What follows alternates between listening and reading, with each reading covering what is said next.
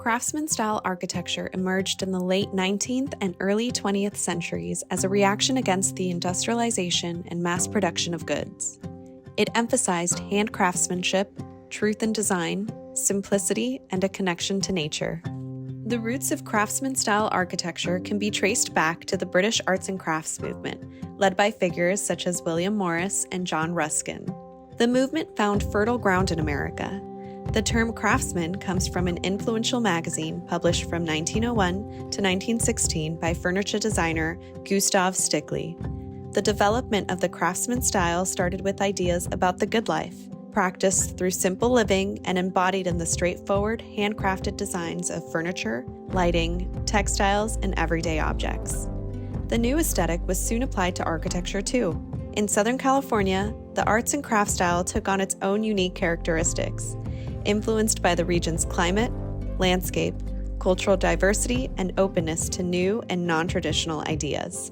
Bungalows were overwhelmingly designed in the craftsman aesthetic, so much so that terms like bungalow, craftsman, and arts and crafts are often used interchangeably. Though popular with the common man, the craftsman style nevertheless found its greatest expression through the grand homes and mansions of architects like Charles and Henry Green. The Green brothers, based in Pasadena, California, became renowned for their truly innovative designs that drew deeply from Japanese aesthetics while creating something entirely new. So what are the defining features of craftsman-style homes, and why are they important to preserve? Starting outside, you may notice that many of the design elements we describe are integral to the structure of the home. Craftsman homes typically feature low-pitched roofs with wide and open eaves, a design element influenced by Japanese architecture. The deep eaves also showcase exposed roof rafters and large barge boards on the gable ends. The rafters can be found with either simple or decorative rafter tails and are sometimes paired with exposed, structurally articulated supports like knee braces. Often, the long roof line is broken up by a dormer window, adding a pleasing visual element as well as bringing height and light into the attic space. Broad porches, sometimes covering the entire front of the home, are another defining feature. Like eaves, porches help shade the home and provide passive cooling, a great adaptation to the California climate. Porches are sometimes designed with their own front-facing gable or lower-pitched shed roof, but also can be tucked under their main roof structure. Craftsman porches are held up by columns made of brick, stone, wood, a combination of wood with masonry bases, or just about any combination of these elements. The wooden columns can take on an incredible variety of forms, from massive single square wooden piers to groupings of smaller supports to tapered elephantine columns. If the columns are masonry or have masonry bases, the material is almost always consistent with the foundation and exterior chimney material. Craftsman homes often incorporate natural materials such as wood, stone, and brick. These materials not only add warmth and texture to the home's designs, but also connect it to its natural surroundings, creating a sense of harmony, balance, and integration with nature. The incredible variety and subtlety of designs in craftsman homes is also found in the window forms and their fenestration. Arts and crafts homes often use a combination of casement or double-hung windows, which can be found in a dizzying variety of divided light patterns, though 4 or 6/1 is the most common. Along with these windows, special leaded and stained glass windows were sometimes used, as well as large single-pane picture windows. Consistent with their connection to nature and natural materials, the exterior of craftsman homes were originally painted or stained in a natural polychrome color palette. The homes look best when careful consideration is given to the selection and placement of appropriate colors to help highlight and define the logic of the architectural elements. Moving inside the bungalow, exposed wooden beams and rafters are another hallmark of the craftsman architecture. These elements not only add character to the interior of the home, but also showcase the craftsmanship and attention to detail that defines the arts and crafts movement's ethos. The trim around windows and doors inside is usually wide, simple, wooden flat stock arranged in an abbreviated classical order and paired with a very high, flat mopboard. Like the windows, interior doors are always made of wood, and also like windows can be found in a variety of configurations. though single and flat panel, or 5 and raised panel are the most common. The front door is often special and unique to the home. Interior built-in cabinetry and furniture are great examples of this movement's love of craftsmanship and the desire to create visually integrated spaces. From bookcases and window seats to built-in cabinetry and shelving, these elements maximize space and contribute to the home's overall aesthetic.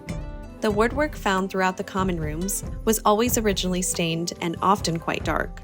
In contrast, the trim in the kitchen, bathrooms, and bedrooms was usually painted white for hygienic reasons.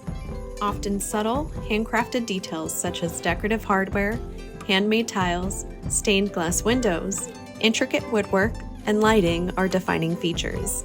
These elements reflect the skill and artistry of the craftspeople who created them and add a touch of elegance and sophistication to the home's interior and exterior. A great example of this is the Batchelder tile. Ernest Batchelder produced his distinctive tiles in Pasadena and Los Angeles during this period, and his work can be found in many Craftsman-style homes. Craftsman-style homes may seem quaint, even antiquated to us today, but these are categorically the first modern homes.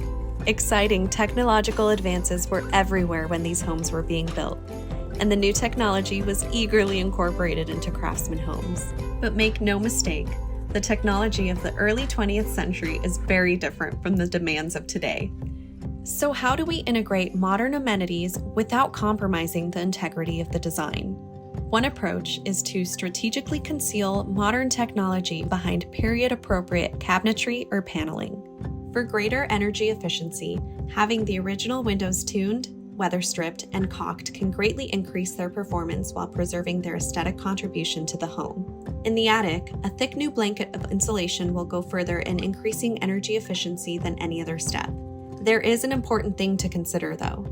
Early wiring, called knob and tube, relies on the air around it for safety. It should never be in direct contact with insulation or anything else. If you have this kind of wiring, a qualified electrician should be consulted before you insulate.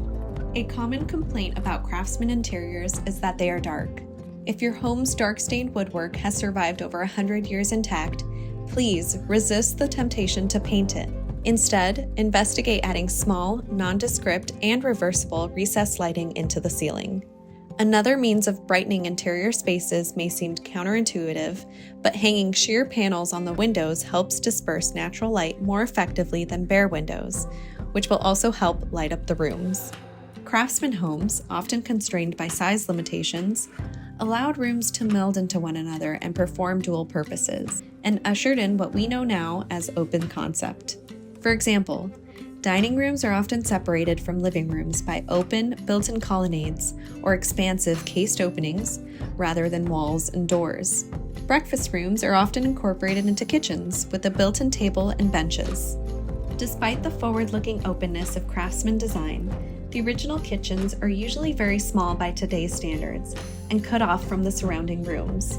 Closets are woefully tiny, bedrooms are small too, and in all but the largest of homes, more than one bathroom was a luxury. If your family situation allows for it, combining 2 small bedrooms to form one ensuite with a walk-in closet may be a suitable adaptation.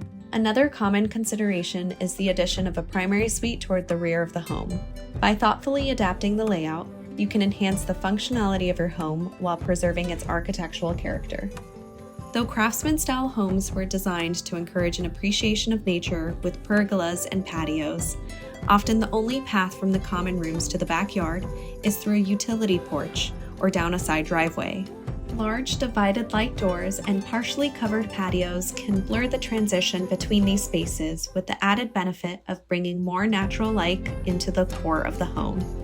If you are considering making alterations to your historic home, perhaps your first stop should be to your local heritage or historic society. Often these groups are a treasure trove of general and local knowledge, and also may have critical information on your specific home. Finally, we encourage you to work closely with a team of professionals experienced in historical preservation and architectural design. From architects and contractors to interior designers and landscape architects, assembling the right team is essential for a successful remodel.